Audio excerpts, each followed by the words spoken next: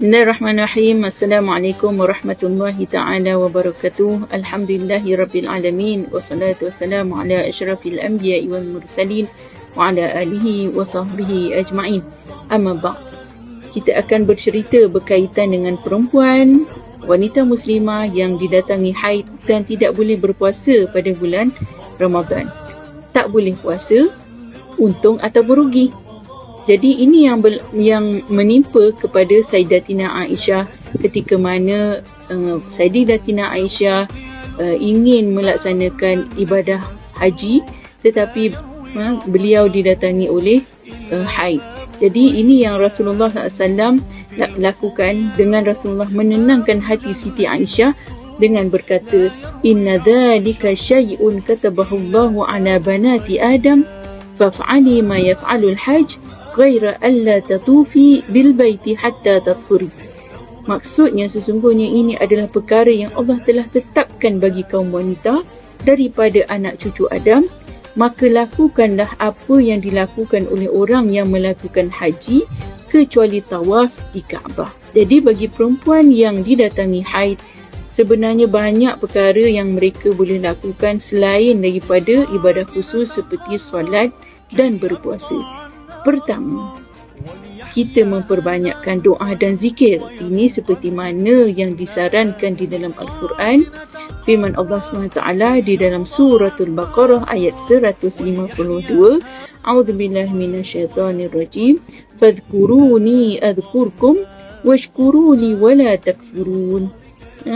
Dan Allah SWT maksudnya, Allah SWT menyatakan, hendaklah kamu mengingati aku, nescaya aku akan mengingati kamu. Jadi bagi perempuan yang didatangi haid, hendaklah mereka digalakkan untuk memperbanyakkan zikir, memperbanyakkan doa dan menyeru kepada perkara-perkara yang mendatangkan kebaikan di dalam bulan Ramadan terutamanya, dan melazimi wirid-wirid pada waktu pagi dan juga pada waktu petang. Dan pada malam 10 malam terakhir Ramadan, mereka juga tidak terlepas dan boleh mengejar malam Lailatul Qadar berpandukan kepada doa yang diajarkan oleh Nabi Muhammad SAW. Antaranya adalah seperti yang dianjurkan dalam sebuah riwayat daripada Aisyah radhiyallahu anha. Beliau berkata, Ya Rasulullah, ara'aita in wafaqtu Lailatul Qadr ma ad'u qala taqulina Allahumma innaka afuwun tuhibbul afwa fa'fu anni. Maksudnya, wahai Rasulullah, apakah pandangan kamu sekiranya aku bertemu dengan Lailatul Qadar? Apakah yang patut aku berdoa? Maka kata Nabi SAW, ucapkanlah, Ya Allah, sesungguhnya kau maha pengampun dan kau sukakan pengampunan, maka ampunilah aku. Itu antara perkara yang boleh dilakukan oleh perempuan yang didatangi haid, iaitu membanyakkan zikir. Kedua, mendengar alunan bacaan Al-Quran. Ini seperti mana yang disebutkan di dalam Al-Quran. Firman Allah SWT, A'udzubillahi minasyaitonirrajim, wa idza quri'al Qur'an fastami'u lahu wa ansitu la'allakum turhamun. Maksudnya, dan apabila Al-Quran itu dibacakan, maka dengarkanlah akan dia serta diamlah, supaya kamu beroleh rahmat. Begitu juga terdapat hadis riwayat Sayyidatina Aisyah yang di mana Sayyidatina Aisyah meletakkan kepalanya di pangkuan Rasulullah SAW sambil Rasulullah membacakan ayat-ayat suci Al-Quran ketika mana Sayyidatina Aisyah sedang dalam keadaan haid. Jadi digalakkan seorang perempuan yang tidak boleh membaca Al-Quran, tidak boleh berpuasa di bulan Ramadan untuk mendengar bacaan ayat-ayat suci Al-Quran. Ketiga, membaca zikir harian, doa amalan dan surah lazim. Membaca zikir yang mengandungi ayat Al-Quran seperti 3 Qul, Suratul Fatihah dan ayat kursi tidak menjadi halangan bagi perempuan yang didatangi haid. Seperti mana yang terdapat doa-doa yang terdapat di dalam surah Ibrahim ayat 40. Doa tersebut untuk menjaga diri dan keturunan agar menjaga solat. Apa ayatnya? Seperti mana ayat Al-Quran, a'udzubillahi minasyaitanir rajim, Rabbi ja'alni muqimas salati wa min dzurriyyati. Begitu juga dalam suratul Baqarah ayat 201, Rabbana atina fid dunya hasanah wa fil akhirati hasanah wa qina adzabannar. Keempat, memperbanyakkan selawat ke atas baginda Rasulullah sallallahu alaihi wasallam, seperti mana yang disebutkan oleh Abdullah bin Amr. Beliau berkata, sesungguhnya barang siapa yang berselawat ke atasku dengan satu selawat, maka Allah SWT akan berselawat ke atasnya dengan 10 selawat. Ini hadis yang diriwayatkan oleh Abdullah bin Amr. Yang kelima ialah mempelajari ilmu agama. Seperti mana sabda Rasulullah SAW, man salaka tariqan yaltamisu fihi ilman sahhalallahu lahu bihi tariqan ilal jannah.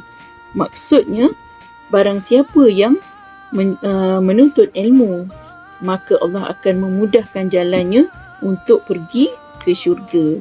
Maka banyakkanlah mempelajari ilmu, terutama ilmu agama, supaya kita boleh dimasukkan ke dalam syurga.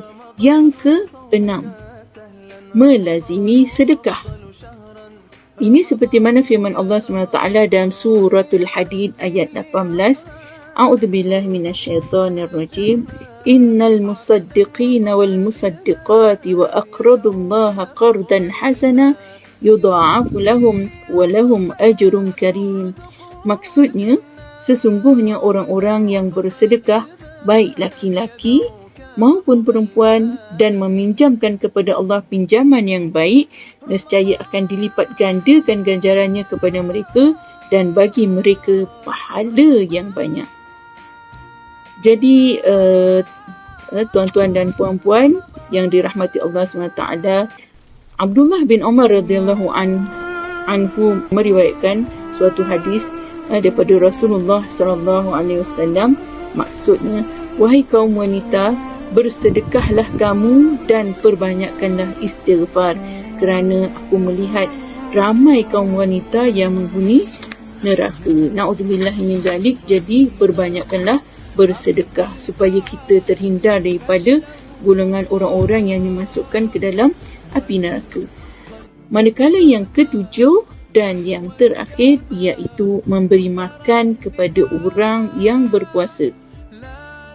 Maksud memberi makan kepada orang yang berpuasa ini termasuklah memasak, menyediakan, memberi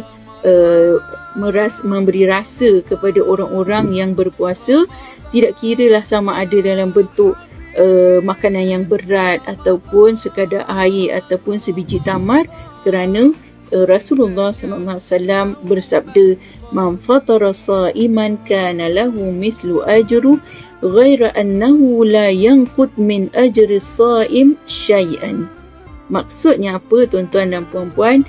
Sesiapa yang memberi makan kepada orang yang berpuasa, dia akan mendapat pahala yang sama dengan orang yang berpuasa, dalam keadaan pahala orang tersebut tidak berkurangan walaupun sedikit.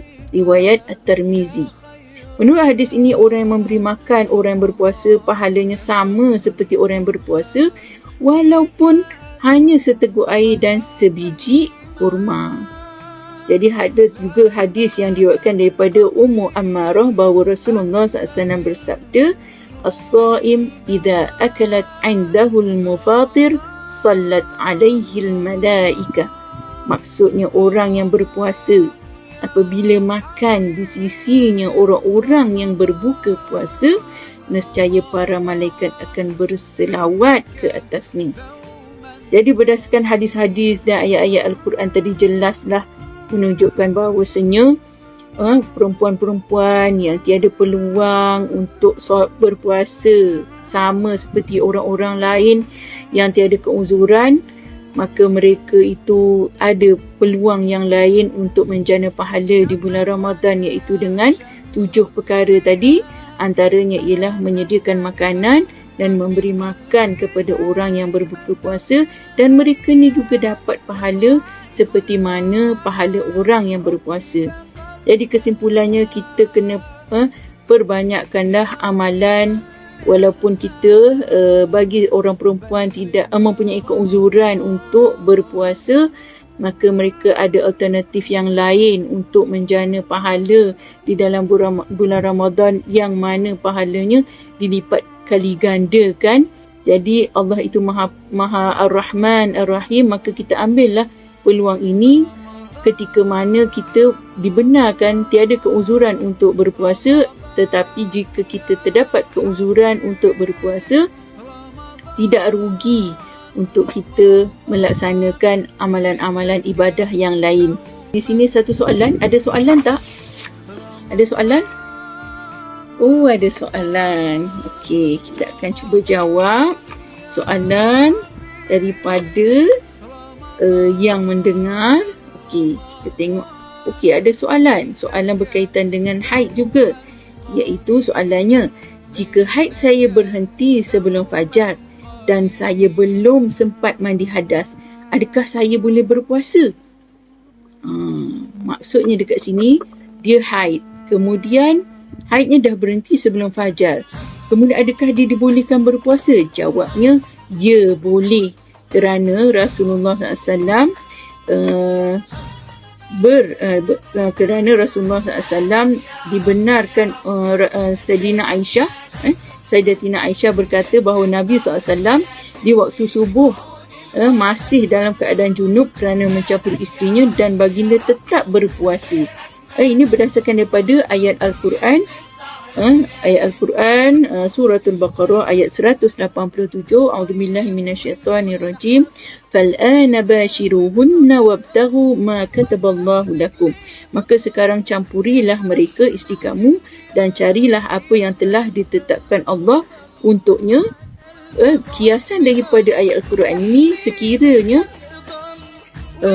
dalam keadaan berjunub pun wajib berpuasa walaupun masuk waktu subuh, maka begitu jugalah dengan orang perempuan yang uzur kerana haid, maka dia boleh teruskan berpuasa dan mandi ketika masuk waktu subuh. Akhirnya kita petik juga daripada kata-kata ulama berkaitan dengan puasa ini, iaitu Ibn Hibban At-Tabarani.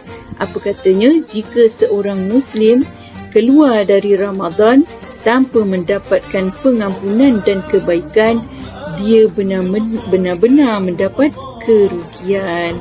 Jadi oleh itu saya sudahi dengan Ramadan Karim. Wabillahi taufiq wal hidayah. Wassalamualaikum warahmatullahi taala wabarakatuh.